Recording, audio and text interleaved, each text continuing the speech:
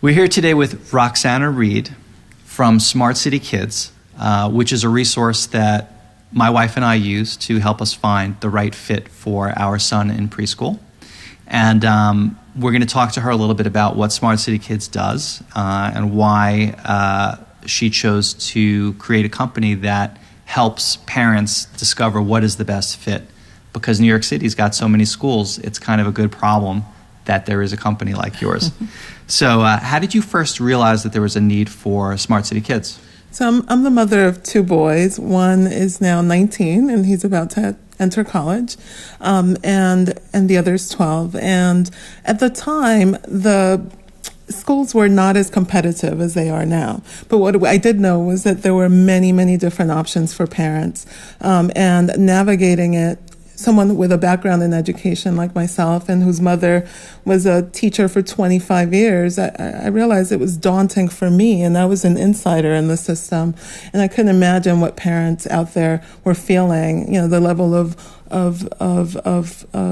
challenge that they felt in trying to identify school options and trying to understand what was really available. At the time, the internet wasn't, as readily available, and there weren't as many books or options available to parents. And so I began to talk to parents very informally about what I did, and found that there was a growing need for parents to talk about school options and how to assess and determine fit, which is something that I had been doing already through my profession. Right.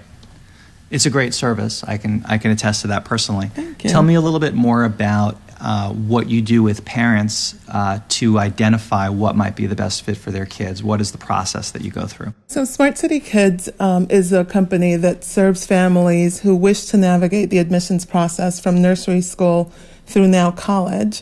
And the way that we do it depends on the age levels. We have advisors who are trained educators, and we spend a lot of time talking to families about their values and priorities, attempting to have families really think about what is important to them, what's important to their family, and how do the schools fit into these values.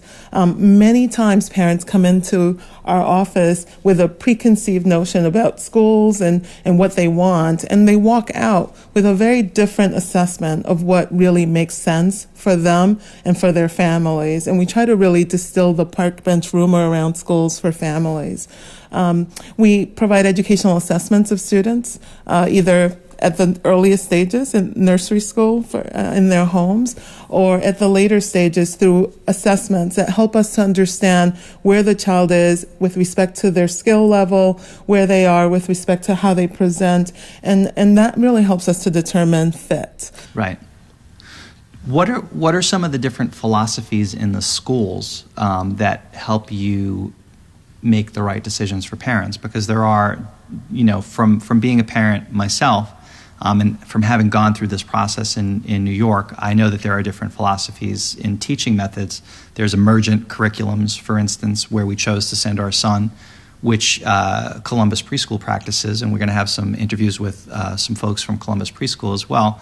And what was interesting to us about that is that the kids kind of dictated what the curriculum was going to be. So if the kids were all talking about butterflies, suddenly, they would bring the kids to the butterfly exhibit at the zoo. They would talk about the anatomy of the butterfly. They would talk about, flight and what flight is, and tie the whole curriculum then into what the kids were interested in. Then on the other hand, there's more traditional methods, and there's a whole gamut of other choices out there.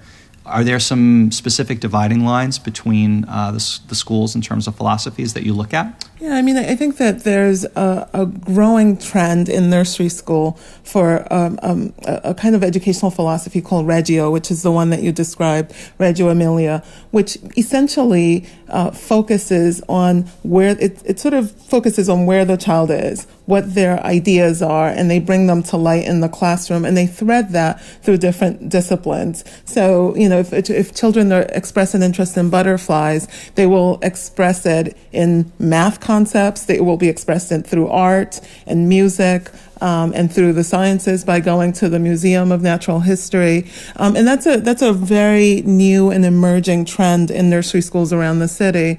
And then, of course, there are the more traditional models that are the ones that we grew up with and that are more familiar to the adults. I have a recent case study of a family that I met last week. And when I met with the parents, they expressed very strong interest for the type of educational philosophy that they grew up with, which was a more traditional structured model, where, the curriculum is led primarily by the teacher, and where the routine is clarified and the expectations are clarified. And in that conversation, I walked away with a very strong sense that the model of education for this family would be a more traditional model. Then I went to their home, and I saw a little baby, about a year and a half, running around the apartment, which is totally normal. Very, very few times did he sort of follow any of the directives that we offered, even simple directives, which is absolutely normal. The parents really had a very open, non-structured home life. And I noticed that they were really, really more of a different kind of more developmental model kind of family who aspired to a more traditional structured model. And I thought that was really interesting because they never said that in the meeting. And we had to then talk about in the following meeting about a nice medium. This is what you aspire to have, but this is what you have. And the idea, particularly in the early developmental stages, is for the child to feel like there's a seamless transition from home to school. And that in the seamlessness of that transition, that there isn't a lot of difference between what you experience at home and what you will experience at school. And we had to talk about, really using that as a marker for identifying fit. Not your aspirations, but rather who you are and how smooth and seamless that transition can be. So. That makes sense to me. Well, often our ideals are at odds with the reality of our lives. That's right. And this is one of those very clear situations where, and sometimes it's hard to see that yourself. No, I didn't think they saw that until we sort of talked about it and we sort of experienced in exercise what was happening in the home. So. Well, were they open to the process? They were. They didn't realize how unstructured their lives were, and they didn't realize that was just an aspiration, not their reality. And they realized that they really, at the core, they want their child to be really happy, to enjoy school, and for it not to go against the grain. And so it was pretty eye-opening, and I was really happy that we had that meeting because it helped them to really think about a different model of education. Yeah, I think as a parent, I strive to put my son ahead of, my son's needs and what's going to be best for him in terms of his education above what I might think is right, per se. That's right. You know what I mean? I think that's really important. And I think that hopefully by the time he becomes a teenager, he won't hate me because I've chosen that route. It's not about me. It's about him and about his growth. That's right. One of the things I'm curious about, there's a lot of changes going on in New York City education. Also with the recession that we're in right now, there's budget cuts and all that stuff going on. There's charter schools emerging. I feel like I read about a new one every day. And then there's schools closing, unfortunately. And some of the charter schools are taking over where the former, schools were in place.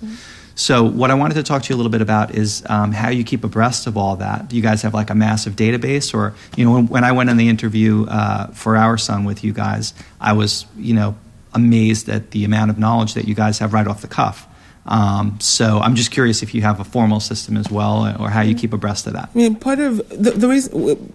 For years, we've been around for over a decade, and there are lots of different companies that have sprung up in recent years that that are new to the system. We've been around for a long time, and as a result, and we were also former insiders in the system, so we have relationships with lots and lots of schools around the city, including Columbus Preschool. And so we've, through those extensive relationships, through serving on boards in many different places, having relationships with, a book author, for instance, of New York City's best public school, and it really it really has helped us to really understand and keep our hands on the pulse of the school system. Right. We've never expanded beyond New York City. I don't think we ever will. Right. I think that it's a niche market. It's hard to know. And it's hard to know beyond that. And I think even some companies that are sort of doing that are losing the intimacy and the niche factor of really knowing who the players are,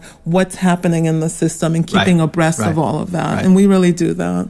Well, you guys are providing a very specific service to people. And I think by definition, you would have to be an expert within that small it's a small ecosystem in terms of the world, but it's a huge ecosystem. If New York City and its tri-state area accounts for, I think I was reading the stats the other day. It's like 1 in 15 people in America live in the tri-state region by definition, including commuters. That's right. So it really is an immense ecosystem. That's right. I think all that stuff is amazing. How would people learn more about the company and about what you do? Do you guys have a website? We do. Families could look us up on the web, which is www.smartcitykids.com. We, as I said, we're part of a few other companies. So we also have a tutoring service called Smart City Tutors. Oh, okay. And that's www.smartcitytutors.com. And as I said, we just recently co-launched with New York Family the College Advisory Network, called the collegeadvisorynetwork.com, or CAN for short. And so they can find us in any one of those websites. Right. Well, I guess that's a natural outgrowth of being around for over a decade, right? Oh my the kids God. Eventually get to college. For me, it's been every time my children reach a particular stage in their development, a new company emerges. Right. And so, yes, it's a natural progression for us. Yeah. That makes perfect sense to me. Well, Roxana, thank you so much for being here today having me. And for talking about the specific services that you guys offer. And viewers, have a great day. Thank you.